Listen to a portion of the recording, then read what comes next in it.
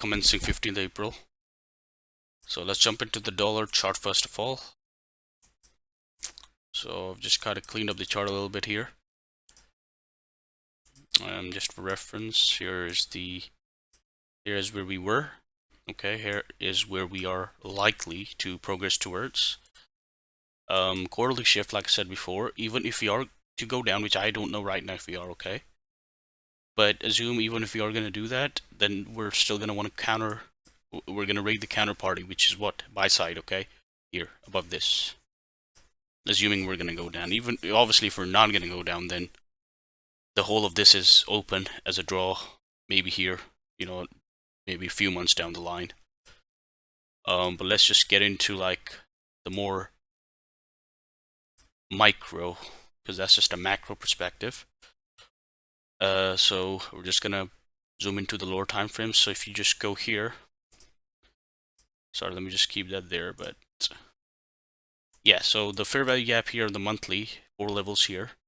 I'm looking at these to act as a support if we are to move above, if we are to move higher into this, you know, and take this weekly high out first as the primary objective price.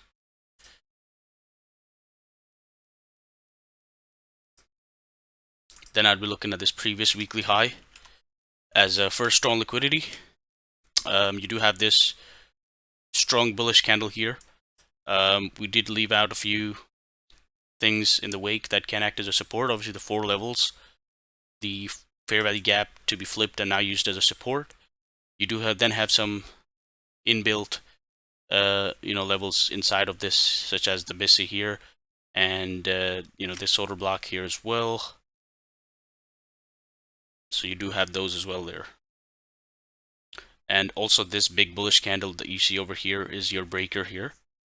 So that's coinciding with this mean threshold of that previous fair value gap, also to the fair value gap. So there's so many like levels within levels as well. We do not need to have all of them, but it's just good to be aware so that we know where it can potentially find support. Not to mention this as well. Okay, now in the lower time frame, yes, this is the primary target, but we may never even get to that. So we then have to have lower levels as well. So you have this volume imbalance, fair value gap as well. Okay, so we're still, to a large degree, still risk off at the moment, dollar higher. So now, obviously, with the euro chart, you would then reasonably expect the euro chart to, deliver the opposite way. So this weekly high becomes this weekly low over here.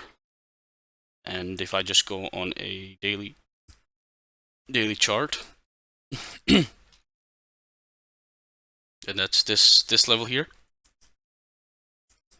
and this fair value gap you see over here, we have this here. So that's good to just annotate that.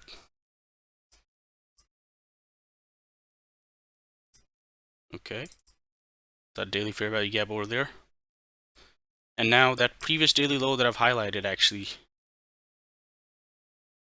I'm just going to get rid of that and probably use an alert, because you have the order block here. Okay, you can use some kind of resistance. Now, if we are to go down, then classically we would expect the beginning of the week for the counterparty move up, which we may find resistance here.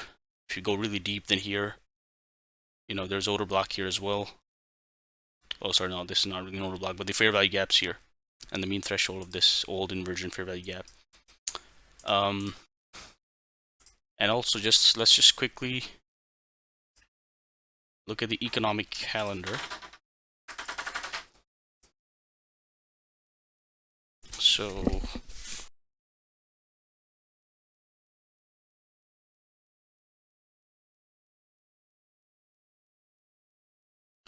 Monday you've got mild news, nothing major, nothing that will like shake it, like move the market big. Tuesday again, nothing much. Wednesday dead. Thursday existing sales mild, and Friday again very quiet. So relatively quiet week actually in terms of news, and that's actually, that could go either way. That could be a good thing in the sense there's not too much chaos, not too many opportunities for it to go off the rails and just over deliver. And just for manual intervention basically. Because with the CPI and big events, manual intervention is a big concern. That's why we avoid. So yes, that is a positive, but on the negative, it could also be a lack of movement, lack of liquidity, interest in the marketplace, which could also prove disadvantageous. Okay, it's not we life and blood of the traders movement, but we shall still see. Okay, so this is what I think will be used as a support, and these are your levels. Obviously, if it's a swing trade, your target is this and then this. Okay, thank you.